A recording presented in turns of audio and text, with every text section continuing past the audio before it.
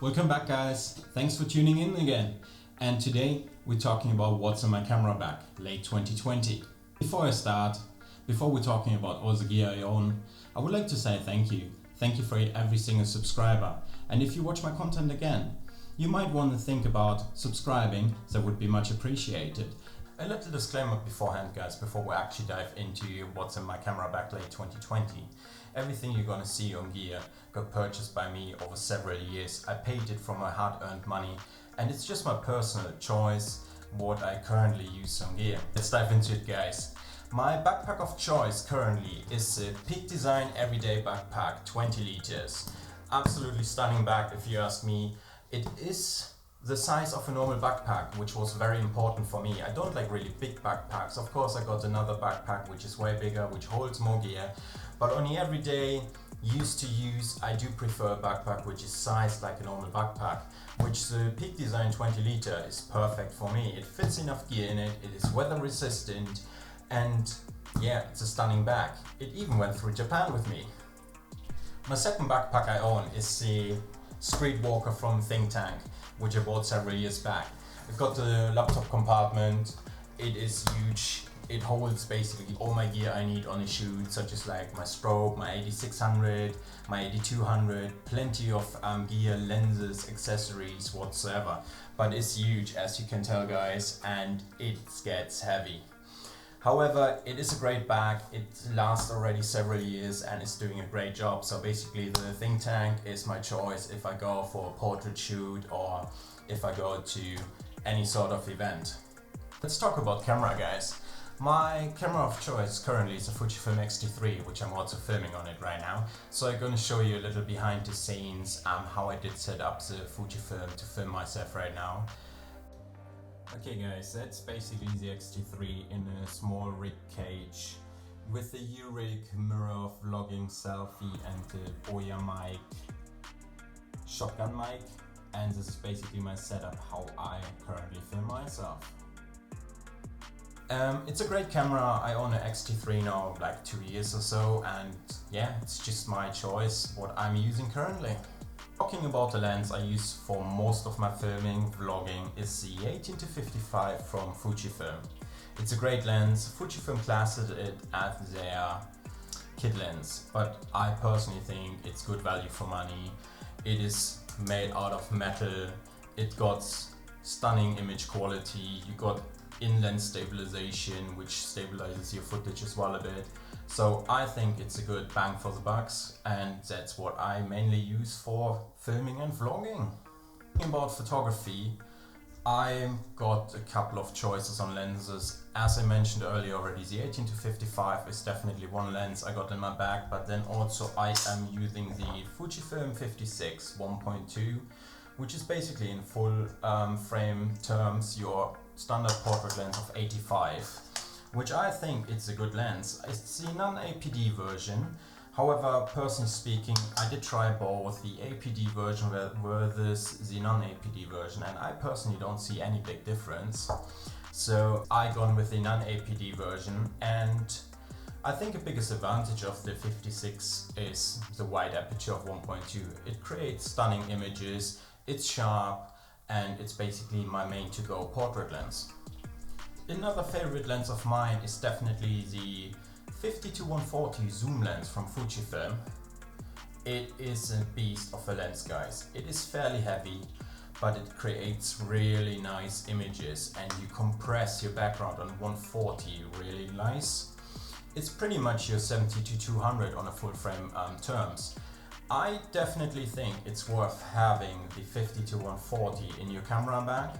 I shot plenty of portraits with it. I used it for landscape, I used it for street photography. There's so much variety you can use this lens for, and it's definitely one of my favorite ones. Talking about drone footage, I recently bought the Mavic Mini. I bought a Mavic Mini for several reasons, because of its size, because of its weight, because of its regulations, because there used to be barely none regulations, such as like I need to register my drone, I need to do any flying tests within the UK. This is apparently changing by end of this year and the drone laws, regulations get updated, where I definitely gonna leave some links down below for you guys and gonna keep you updated on this one. Also for the drone footage, I bought the Sunny Life drone filters, which I definitely gonna try out over the next couple of days and gonna put a review out on them, guys, that you know if they are worth buying it or not. So yeah, what about the gimbal, you ask? I am using the Gimbal Lab Mark 1. I got it as a deal of Amazon and I'm happy with it. It does a great job. It fits perfectly the Fujifilm X-T3. I even got the quick release plates that I don't need to screw on all the time the stand or the foot. So I just clip it on, 1 second, here we go, and take it off and I'm ready to go. So basically this is what I'm using on a gimbal right now, a Gimbal Mark 1. Some accessories I bought recently. One of the best purchases I did recently was from Urig, this mirror selfie vlogging screen, which basically did cost like around 10 to 12 pounds on Amazon, but it was the best purchase I did recently right now for vlogging, because the Fujifilm X-T3 doesn't got any flip out screen so that you can see yourself when you're recording, so I never knew if I'm in focus, if my exposure is right. So this little mirror, basically you just snap onto your hot shoe, you flip up your screen and it mirrors your screen and you literally see yourself and you know exactly what's going on behind the camera. Seriously guys, and I'm not sponsored right now, but I think this is the best thing I bought recently. Another accessory which I found really helpful is the mini Manfrotto tripod. Here we go, focus. Here we go guys. I own this little tripod already now several years and it still goes very strong. I thought about the Gorilla tripod as well, but I don't see any need for it currently. So this little tripod, basically for vlogging, filming myself when I'm out and about, does perfectly the job for me. Also talking about vlogging, being outdoors, filming, you need some lens filters or ND filters. I'm using the variable ND filters from Gimbal, which you can see here guys. They are decently priced. They start around 30 pounds upwards, but I think personally they're doing a good job. You got little to none purple fringing. Yes, of course, if you overturn them, you can see this black X running through your picture, which is a normal thing. A lot of other variable ND filters having the same issue because you just overturned the filter. But generally speaking, those little filters doing a banging job, and for 30 pounds, I'm happy with them. There are a few other things I own, such as like a 23mm f2 lens from Fujifilm, a shotgun mic from Boya, which I currently also filming myself with it right now. So you've seen it earlier in the behind the scenes clip I've thrown in.